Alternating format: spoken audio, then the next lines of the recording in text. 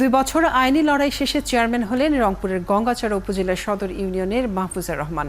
একই সঙ্গে অবৈধ ঘোষিত হলেন 2 বছর দায়িত্ব পালন করা চেয়ারম্যান মাজাহারুল ইসলাম।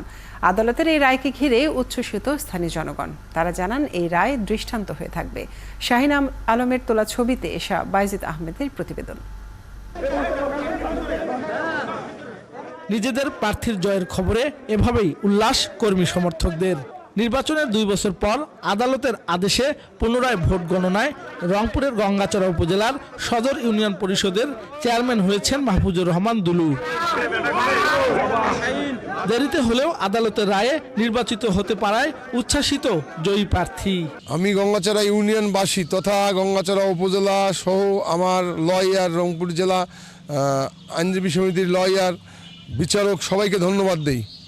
2 বছর আগে নির্বাচনে মাজাহারুল ইসলাম লেবুকে জয়ী ঘোষণা করে নির্বাচন কমিশন। এর বিরুদ্ধে আদালতে মামলা করেন নিকটতম প্রার্থী মাহফুজুর রহমান। এই ঈদে দেশ জুড়ে কেনাকাটার ফুর্তি হবে শুধু বিকাশে, সাথে ডিসকাউন্ট কুপন, ইনস্ট্যান্ট ক্যাশব্যাক। আইনি লড়াইয়ে জেলা জজের উপস্থিতিতে পুনরায় ভোট গণনার আদেশ দেয় সুপ্রিম কোর্ট। পুনঃগণনাতে জয়ী হন মাহফুজুর রহমান। মহামান্য কোর্ট 2 দিনব্যাপী ভোট গণনা করছে, আজকে রায় প্রকাশ করলো।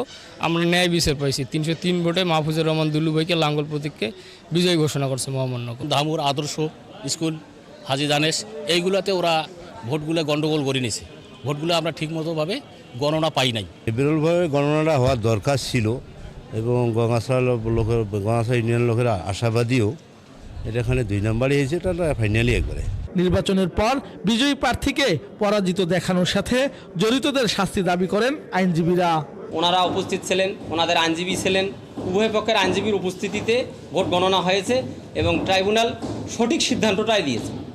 আদালতে রায় মেনে নিয়েছেন পরাজিত প্রার্থী লেবু। তার দাবি 2 বছর সততার সাথে দায়িত্ব পালন করেছেন তিনি।